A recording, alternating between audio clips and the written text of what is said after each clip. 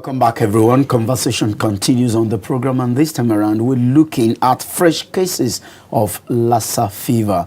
It was as if the country has, overcome this challenge some time ago, but recently, of course, we're having pockets of occurrences in some places across the country. And so we're talking about this development. And we have joining us former NMA chairman in Oyo State and the current chairman, Association of Professional Bodies of Nigeria, Oyo State chapter. He is Dr. Babatunde Olatunji. Thank you so much for coming. We must say thank you so much. Let me start off this way. When you heard the news of Lassa fever coming back to Nigeria, is it that it has always been with us? Or instances are that people are just dying from it or being diagnosed of it very recently? Well, coming back to Nigeria, that word might not be totally true. Because it actually started in Nigeria. Okay. That was back in 1969. So saying that it's coming back, it has always been with us. As long as we have the causative agent with us, we can only have containment at a point in time. What are these causative agents that you talk about that we still have it with us? No, to make it clear. We know the culprits. The rats that actually cause Lassa fever. Marmot. And that particular rat is known to be with us, is a common rodent in our bushes, in the villages, that tends to move around. And then, recently we'll be having activities during the dry season. There's tendencies for man to go and clear land, preparing the land for further plantation, and then you do bush burning and what have you. Definitely when you do such, it's their own natural habitat. Once you disturb that setting, they will want to move to where could be a convenient abode for them. So they definitely come and stay in our households, mingle where human habit, and then start mingling with us just to seek for refuge. Then when that one occurs, we are bound to mix and start having contact. And unfortunately, they carry the virus that causes Lassa fever. And then being an animal, a rodent, they definitely want to eat. Now start taking our food items at home, then defecating on some of the food items, urinating on our floor. You have to sweep. You get kind of an aerosol that a man can even sniff and take the droplet in. So definitely when that one occurs, you can always have the bound effects of the infection, the viral infection coming on. It broke out in 1969. Yeah, the first time in the Lassa village. Okay, but for a long time, it didn't occur. No, it do occur. Okay. What happened that you see now, what we can attribute this one to is good surveillance system and high index of suspicion. Do not say, when you see a case that showed this 1, 2, 3, 4, 5 signs, can you please suspect Lassa? And then you quickly go to the next level. Can I do a confirmatory test to be sure whether it's actually Lassa fever? So now when the awareness is now high, so we can actually pick many cases. Now maybe in the past, when the awareness was not so high, the index of suspicion is not so great, then we could actually miss some of them. And they will run a few course of illness and die. Other people can pick up the illness and die. So once you don't investigate, you may not be able to say, this is what happened. Okay, in terms of diagnosis itself, do our hospitals have all the equipment that is needed? Most hospitals in Nigeria. Most hospitals don't, because it requires a special laboratory to have diagnosis done. You can in all our hospitals where we have medically qualified person, doctors there, they can actually make suspicion and make presumptive diagnosis. This a preferential. I'm thinking Lassa fever in this case. Now you now have to go and confirm. And as of today, I think about 1 or 2 laboratories that can actually do the confirmatory test.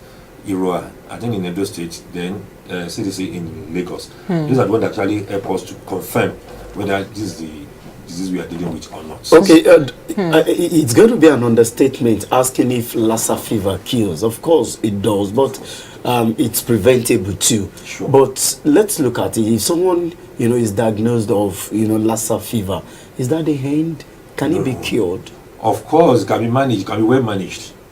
Once you pick it up very early, you start seeing the signs within the 1 to 3 weeks of infection. And immediately, that we talk about high index of suspicion. There are some signs and stuff you see in such a person. And if you now pick the history, you take an holistic history of the person presented to you in the clinic, and you marry one or two things together, okay, it's likely I might be suspecting Lassa in this fellow. Now, you quickly go in and you put the person as a suspect, then quickly go for confirmatory test. Once that one is done, and you initiate management in good time, almost much more likely 80%. Let's talk of the symptoms. You can start having signs like weakness, fever is almost common in all of them because it's fever, hemorrhagic fever. Now, fever is almost a constant. Then the body weakness is only the malaise, the joint pains. Then there can be bleeding from orifices. You can see the person just bleeding from the mouth, from the nose, or from the hair, which is definitely abnormal.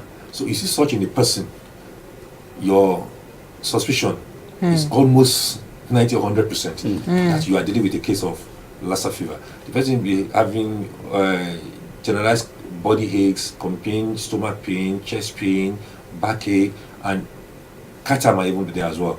So you think that tends to wind down the immune system will be seen is such a person. But if I get it correctly, you said there are 2 laboratories that actually confirmed this. Yeah. Isn't that a shortfall?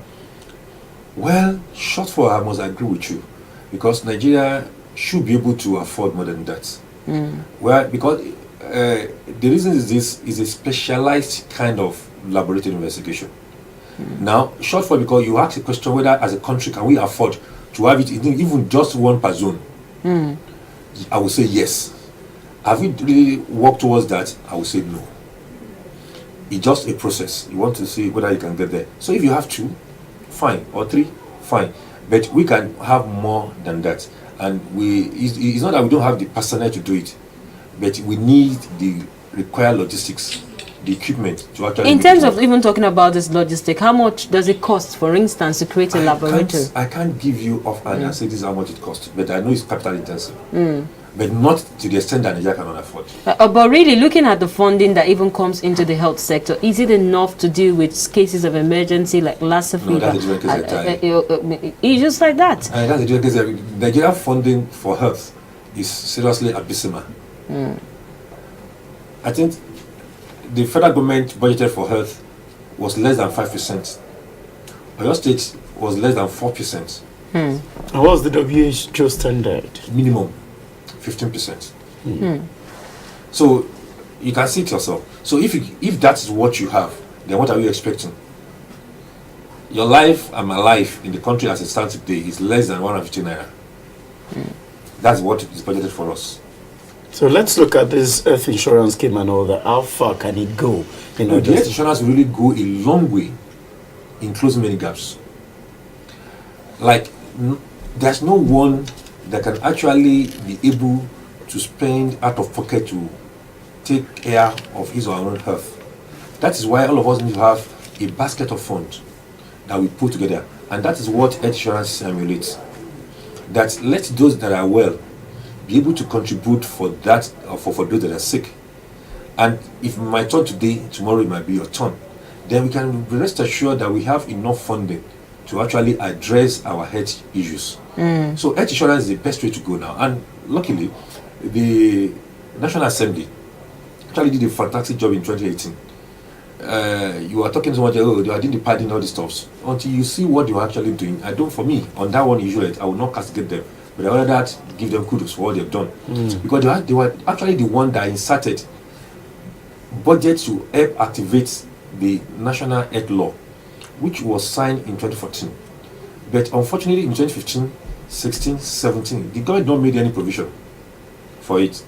So, Doctor, when we talk of, allocation to health, are you also considering, votes for capital projects, in institutions, health institutions across the country? Because we've seen a situation, in spite of the complaint about the low budgetary allocation, you still see some tertiary institutions, talking of health now, tertiary health institution, embarking on gigantic projects worth billions of naira, and they complete it. Yes, the question you asked, all those so-called gigantic projects, are they desirable? Once they are desirable, they are things that are actually required. For instance, a teaching hospital is building an extension of wards to accommodate more patients. Is it desirable? If the answer is yes, and funding system, how did they got it? Maybe they do it from their high GR. And they're now extending on to that one. Put those one together in the same basket. It's still less than what is required. At this point, we must say thank you so much to Dr. Babatunde Olatunde. He's the former NMA chairman, and of course, we've been looking at the fresh cases of Lassa fever. And we also understand that Dr. Babarinsa is also around. We hope to also have him on Lassa fever issue tomorrow. And at this point in time, they've been all issues raised here, and we hope that precautions will be taken. From here, we have to say goodbye. My name is Bola Bofimos Cole, and of course, ensure that you also follow us on Twitter at ITV AM Cafe. It's very important, since rodents, are causative agents of Lassa fever. You want to do everything humanly possible to keep them away from your homes and your office. Till we meet again tomorrow, I am Anuluakbo. On morning the same bar.